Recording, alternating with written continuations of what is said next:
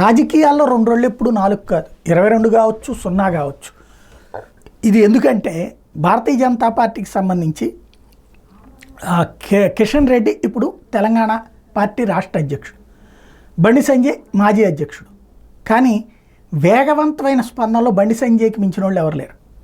కేటీఆర్ని ఉద్దేశించి రేవంత్ లేదా కేసీఆర్ని లేదా బీఆర్ఎస్ని ఉద్దేశించి రేవంత్ కొన్ని వ్యాఖ్యలు చేశాడు. ఏమని,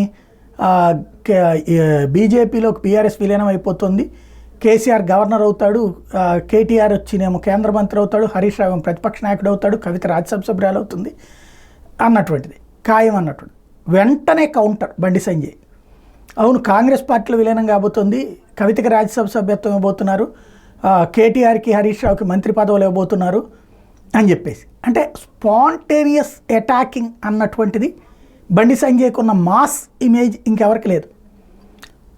కిషన్ రెడ్డి తక్కువడేం కాదు, క్రింద నుంచి పైకి వెళ్ళినటువంటి వాడు. సమస్యల్లో ఏంటంటే అవతల రాజకీయం ఇద్దరూ ఆడుకుంటున్నారు ఒకళ్ళకొకళ్ళు, అధికార ప్రతిపక్షం అన్నది. ఇక్కడ వ్యూహం లేకుండా పోతుంది ప్రస్తుత అధ్యక్షుడికి. ఆయన ఆలోచించుకోవాల్సింది అదే.